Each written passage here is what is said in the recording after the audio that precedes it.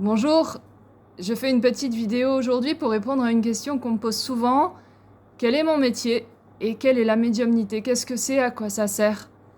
Alors la médiumnité, en fait, c'est quelque chose qu'une personne sur 10 a, donc ce n'est pas quelque chose de rare du tout. Mais après, on l'utilise ou on ne l'utilise pas selon la peur qu'on en a, selon les croyances qu'on a aussi, et selon la sensibilité qu'on a. Donc, la médiumnité, déjà, ça veut dire qu'on a beaucoup de neurones miroirs. Donc, les neurones miroirs, c'est au niveau du front, du troisième œil. Ça donne l'empathie, ça donne la capacité d'être vers l'extérieur, de comprendre les autres, d'aller à l'intérieur des autres. Il y a aussi un côté système nerveux un petit peu instable, qui n'est pas poreux, en fait. Enfin, qui est poreux, justement, qui n'est pas imperméable. Et donc, on capte beaucoup de choses, on ressent beaucoup de choses, donc ça, c'est aussi une des particularités. Et il paraîtrait aussi qu'il n'y a pas de membrane entre le cerveau gauche et le cerveau droit. Donc les deux communiquent tout le temps. Cerveau droit, c'est l'émotionnel, cerveau gauche, c'est tout ce qui est rationnel. Donc le médium est comme une antenne, il capte. Alors on capte comment? On capte tous de façon différente. Moi je capte beaucoup par le visuel, à l'intérieur. J'utilise aussi toutes les cellules de mon corps pour capter par le toucher. Mon corps va ressentir le corps de l'autre et je vais comprendre ce qui se passe à l'intérieur.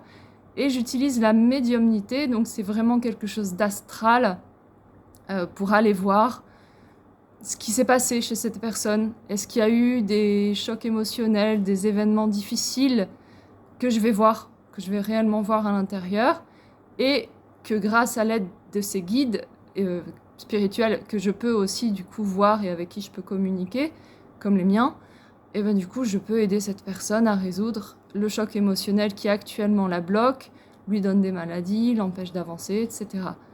Je peux aussi voir, alors ça on y croit pas, mais bon moi ça fait 6 ans et demi que je le fais maintenant, j'y crois fortement, les vies antérieures. Les vies antérieures, parfois, on revient de vies précédentes avec des chocs, des croyances. Il nous est arrivé certaines choses et on arrive avec des blocages, en fait. Et pareil, ça, la médiumnité, ça permet de le voir et de faire sauter ça, en fait, de résoudre ça.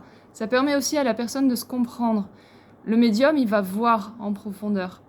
Moi, depuis que je suis petite, je vois les gens, en fait, et tout de suite, j'ai des images, j'ai des petites histoires dans la tête. Je lis. C'est comme si je lisais vraiment directement ce qui est arrivé aux gens, qui ils sont, quelles sont leurs qualités, quels sont leurs défauts, quelles sont leurs particularités à eux, qu'est-ce qui les rend uniques. Donc voilà, c'est ça la médiumnité. Alors au quotidien, évidemment, c'est quelque chose d'assez spécial. Donc le thérapeute médium doit avoir une hygiène de vie impeccable, bien prendre soin de lui, etc. pour que cette médiumnité soit bonne. Parce que sinon, on peut capter des choses qui sont très négatives, très mauvaises. Et des entités qui sont très mauvaises aussi.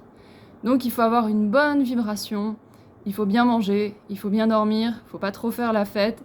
Donc moi j'ai banni tout ce qui est alcool, sucre, tout ce qui est lourd en fait. Et je me couche très très rarement après minuit, très rarement. Voilà. Donc c'est ça la médiumnité.